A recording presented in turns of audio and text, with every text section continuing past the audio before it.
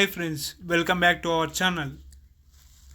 ఇవాళ క్లాస్లో భారతదేశంలో పంచాయతీరాజ్ వ్యవస్థ, వాటి పరిణామ క్రమం, వివిధ కమిటీల సిఫార్సులు, రాజ్యాంగ సవరణలు, చారిత్రక నేపథ్యం, రిప్పన్ తీర్మానంలోని ముఖ్యాంశాలు, ఇలా చాలా, మరియు రాయల్ కమిషన్ సిఫార్సులు, వాటి గురించి ఇవాళ క్లాస్లో చెప్పబోతున్నాను.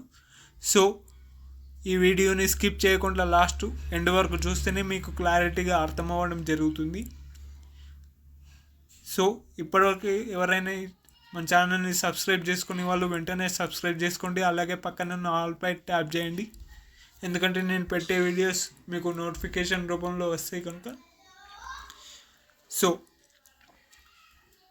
భారతదేశంలో ప్రాచీన కాలం నుంచి స్థానిక స్వపరిపాలనతో కూడిన వ్యవస్థను ఉన్నట్లుగా మనకు చరిత్ర తెలియజేస్తుంది.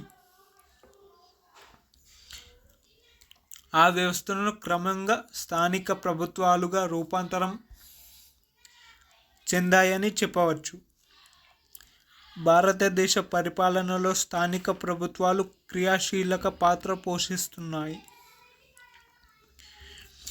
క్రింది స్థాయిలో నివసించే ప్రజలను అధికారంలో, పరిపాలనలో భాగస్వామ్యం చేయడమే స్థానిక ప్రభుత్వాల ప్రధాన ఉద్దేశం.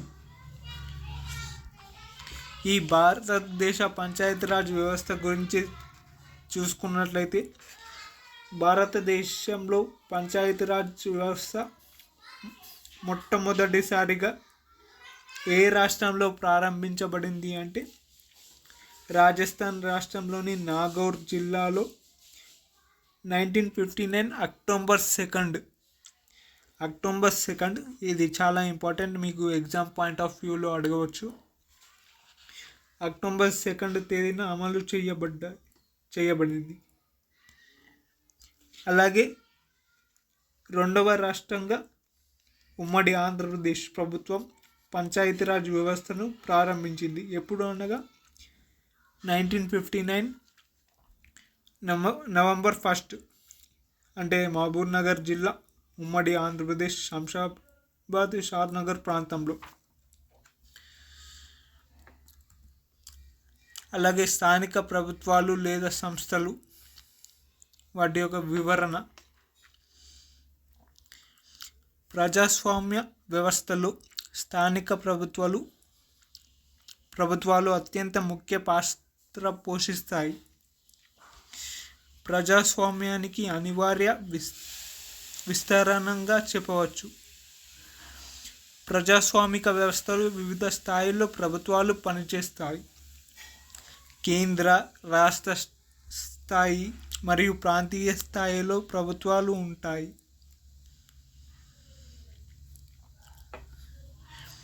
రాజనీతి శాస్త్ర పరిభాషలో వీటిని స్థానిక ప్రభుత్వాలు లేదా స్థానిక సంస్థలుగా పేర్కొంటారు. స్థానిక ప్రభుత్వాలు స్వయం ప్రతిపత్తి, నిర్ణీత అధికారాలను, విధులను కలిగి ఉంటాయి. స్థానిక సంస్థలు కేంద్ర లేదా రాష్ట్ర ప్రభుత్వాల నియంత్రణలో పనిచేస్తాయి. ప్రజలు నేరుగా విధాన నిర్ణయాలలో పాల్గొంటారు. ప్రజాస్వామ్య పరిపాలన అంటే అధికారంలో ప్రజలందరికీ పాలు పంచుకోవడమే. జాతి నిర్మాణంలోనూ ప్రజల అభిప్రాయాలకు అనుగుణంగా నిర్ణయాలు తీసుకొని పరిపాలనలో భాగస్వాములుగా ఉండే జీవన విధానం. దేశంలో ప్రజలు భాగస్వాములు కావడం అంటే కొంతమంది ప్రతినిధులను ఎన్నుకొని చట్టాలు చేసుకొని ఆ చట్టాలకు అనుగుణంగా వ్యవస్థలను ఏర్పాటు చేసుకొని పరిపాలన చేయడం. మరియు స్థానిక ప్రభుత్వాల ముఖ్య లక్షణాలు చూసుకున్నట్లయితే, ప్రజలకు స్థానిక ప్రభుత్వాలను ఎన్నుకోవడం. ప్రజలు ప్రభుత్వాన్ని ఎన్నుకునే హక్కు ఉండాలని స్థానిక ప్రభుత్వాలు ఎన్నుకోవడం ముఖ్య లక్షణం. తాము ప్రాతినిధ్యం వహించే ప్రజలకు స్థానిక ప్రభుత్వాలు జవాబుదారీతనంలో ఉండడం. అంటే ప్రజల ప్రశ్నలకు ప్రభుత్వాలు జవాబుదారీతనంగా ఉండాలి. అలాగే స్థానిక ప్రభుత్వం స్థానికులలో చొరవను పెంపొందించాలి. అంటే రాజకీయ అంశాల్లో, ఆర్థిక అంశాల్లో, వాటి పథకాల్లో ప్రజలపై అవగాహన కల్పించాలి. అలాగే స్థానికుల అభిష్టానికి అనుగుణంగా స్థానిక ప్రభుత్వం నడుచుకోవడం, స్థానికులకు ప్రతి పనిలో భాగస్వామ్యం కల్పించడం, నిర్ణయాలు తీసుకోవడంలో ప్రజల అభిప్రాయాలు పరిగణలోకి తీసుకోవడం, మరియు స్థానికులలో రాజకీయ చైతన్యం కల్పించడం, స్థానిక ప్రజలకు పై స్థాయి ప్రభుత్వాల మధ్య వారధిగా పనిచేయడం. అంటే స్థానిక ప్రజలు ఏమనుకుంటున్నారో వాటి గురించి ప్రభుత్వాలకు చెప్పడం, అభివృద్ధి కార్యక్రమాలను విరివిగా అమలు చేయడం. అలాగే గ్రామీణ ప్రజలకు రాజకీయ మరియు పరిపాలన అనుభవం కల్పించడం. అంటే గ్రామీణ ప్రజలు వారి అందరికీ రాజకీయంగా పరిపాలన మరియు వాటి యొక్క అనుభవం కల్పించడం ముఖ్య ఉద్దేశం.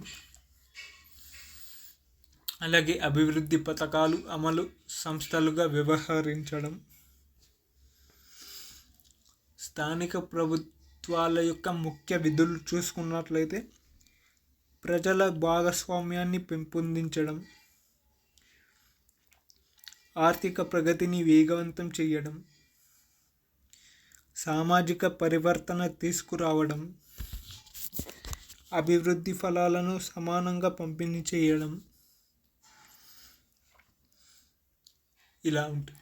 అలాగే చారిత్రక నేపథ్యం, వివిధ కమిటీల సిఫార్సులు చూసుకున్నట్లయితే స్థానిక సంస్థలు భారతదేశంలో ప్రాచీన కాలంలో కూడా ఉండేవి. ప్రాచీన కాలంలో గ్రామం ఒక స్వయం సమృద్ధితో పాలనా విభాగం ఉండేది.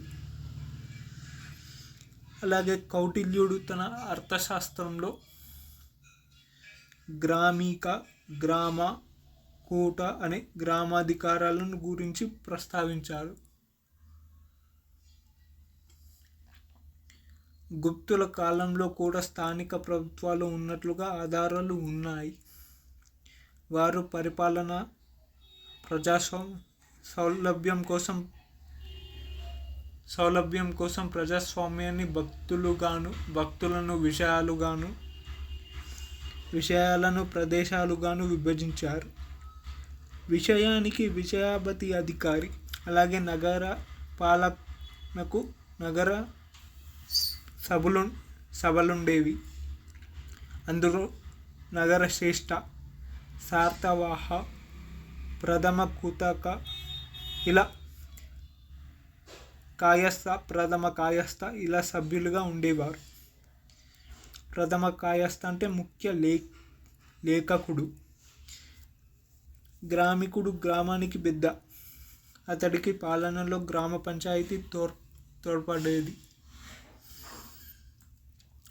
అలాగే చోళుల పాలన గ్రామ పాలనకు ప్రసిద్ధి. అంటే చోళుల కాలంలో గ్రామ పాలనకు ప్రసిద్ధి. వారి కాలంలో చోళుల నాటి గ్రామ పరిపాలనలో ఒక విశిష్టత ఉండేది.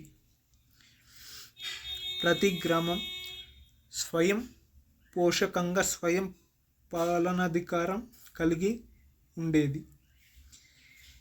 ప్రతి గ్రామంలోనూ పెద్దల సభ ఉండేది. ఆనాటి స్థానిక ప్రభుత్వాలు 3 రకాలుగా ఉండేవి. అవి చూసుకున్నట్లయితే ఊర్, సభ, నగరం. వీటి గురించి పరాంతకుడి ఉత్తర వీరు శాసనంలో కులితుంగని శాసనాల్లో వర్ణించాడు. 5 సభ్యులతో కూడిన ఒక మండలి ఉండేది.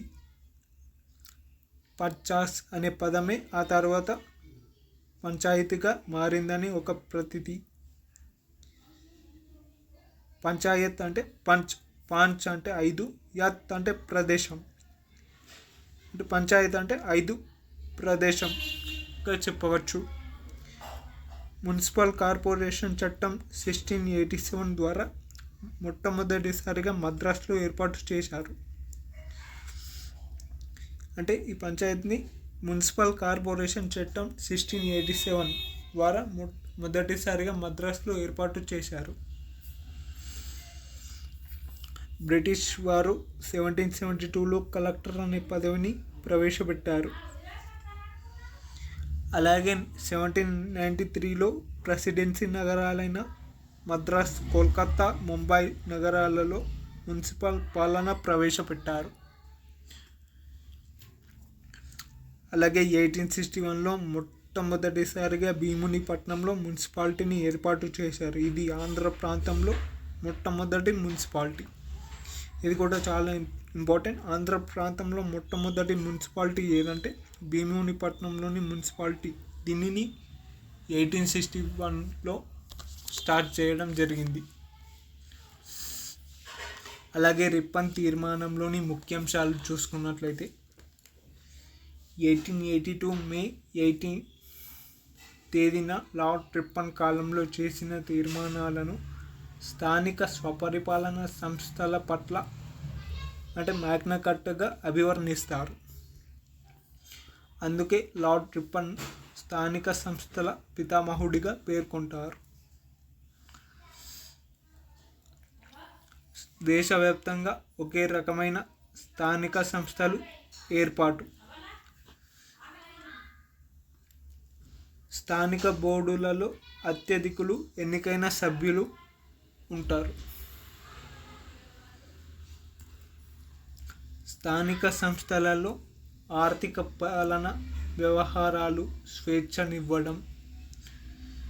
అలాగే ఈ బోర్డులకు అనధికార సభ్యుడు చైర్మన్గా వ్యవహరిస్తాడు. అలాగే స్థానిక సంస్థలపై కేంద్ర ప్రభుత్వ నియంత్రణ పరోక్షంగా ఉండేలా చేయడం.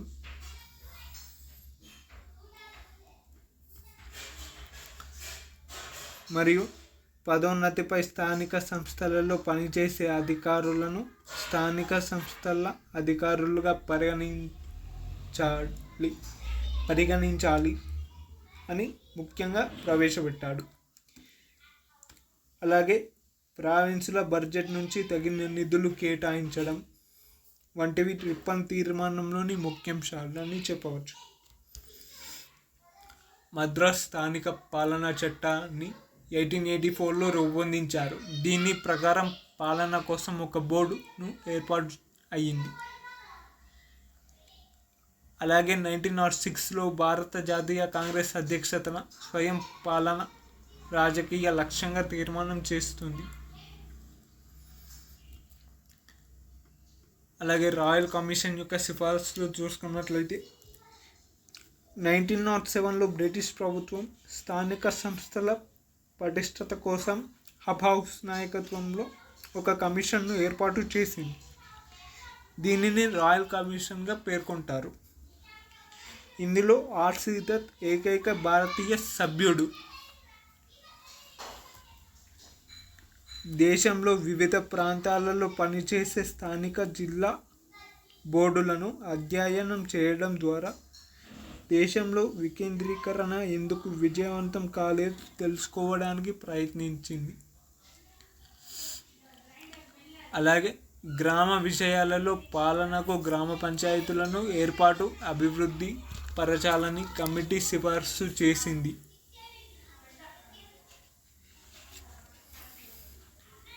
అలాగే స్థానిక సంస్థలు సమర్థంగా పనిచేయడంలో కులం, మతం, డబ్బు ప్రధాన సమస్యలని పేర్కొంది. మున్సిపాలిటీ తన అధ్యక్షుణ్ణి ఎన్నుకోవచ్చు, కానీ కలెక్టర్ జిల్లా స్థానిక బోర్డును బోర్డుకు అధ్యక్షుడిగా కొనసాగుతారని ఈ రాయల్ కమిషన్ పేర్కొంది. పెద్ద పట్టణాలకు పూర్తి కాలపు అధికారాన్ని నియమించాలి. అలాగే గ్రామాన్ని స్థానిక సంస్థల ప్రాథమిక సంస్థగా గుర్తించాలి. అంటే బేసిక్ యూనిట్, అంటే ప్రాథమిక సంస్థ అంటే బేసిక్ యూనిట్. ఇది 19లో అని పడ్డది, 1909లో లాహోర్ సమావేశంలో భారతీయ జాతీయ కాంగ్రెస్తో స్థానిక ప్రభుత్వాలపై ఒక తీర్మానం చేసింది. ఇవి రాయల్ కమిషన్లోని ముఖ్య సిఫారసులు. అలాగే 1935 భారత ప్రభుత్వ చట్టం. 1935 భారత ప్రభుత్వ చట్టం ద్వారా రాష్ట్రాలకు స్వయం ప్రతిపత్తి కల్పించడం వలన స్థానిక స్వపరిపాలన సంస్థలకు ప్రాధాన్యతనిస్తూ అనేక అధికారాలు బదిలీ చేశారు. అలాగే అన్ని ప్రాంతీయ ప్రభుత్వాలు పలు చట్టాలను రూపొందించాయి. సో ఇది ముఖ్య ఉద్దేశం. ఇది రిప్పన్ తీర్మానం, అలాగే రాయల్ కమిషన్ సిఫారసు, 1935 భారత ప్రభుత్వ చట్టం. సో ఇది ఇవాళ క్లాస్. నెక్స్ట్ క్లాస్లో ఈ పంచాయతీరాజ్ వ్యవస్థ మీద కమిటీలు అవి చేసిన తీర్మానాల గురించి